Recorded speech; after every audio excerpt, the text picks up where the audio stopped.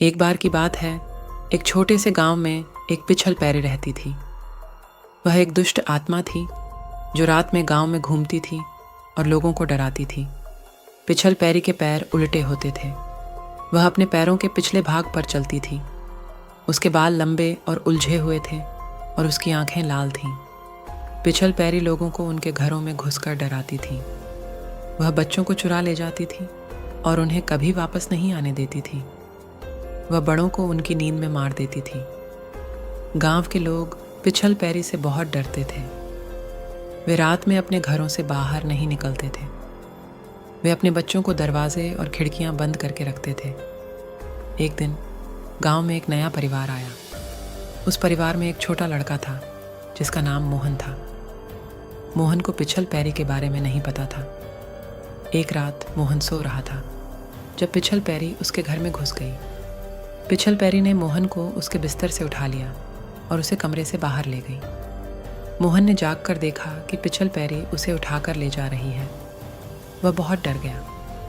उसने चिल्लाने की कोशिश की लेकिन उसकी आवाज़ नहीं निकली। पिछल पैरी मोहन को गांव के बाहर एक जंगल में ले गई। जंगल में एक बड़ा पेड़ था। पिछल पैरी पेड़ के नीचे रुक गई और मोहन को उसकी तरफ देखा। मोहन ने देखा कि पिछल पैरी की आंखों में बहुत गुस्सा था। वह जानता था कि पिछल पैरी उसे मारने जा रही है। मोहन ने अपनी आंखें बंद कर लीं और प्रार्थना करना शुरू कर दिया। वह भगवान से मदद मांग रहा था। अचानक एक तेज रोशनी हुई और पिछल पैरी गायब हो गई। मोहन ने अपनी आंखें खोलीं और देखा कि एक देवी उसके सामने खड़ी हैं। देवी ने मोहन से कहा, डरो मत, मैंने तुम्हें पिछल पैरी से बचा लिया है। मोहन ने देवी को धन्यवाद दिया। देवी ने मोहन को उसके घर वापस ले जाया। मोहन के माता पिता बहुत खुश थे कि उनका बेटा सुरक्षित वापस आ गया है। उन्होंने मोहन को देवी के बारे में बताया। मोहन ने कभी भी देवी को नहीं भुलाया। वह जानता था कि देवी ने उसकी जान बचाई है। मोहन बड़ा हुआ और एक बहादुर लड़का बना।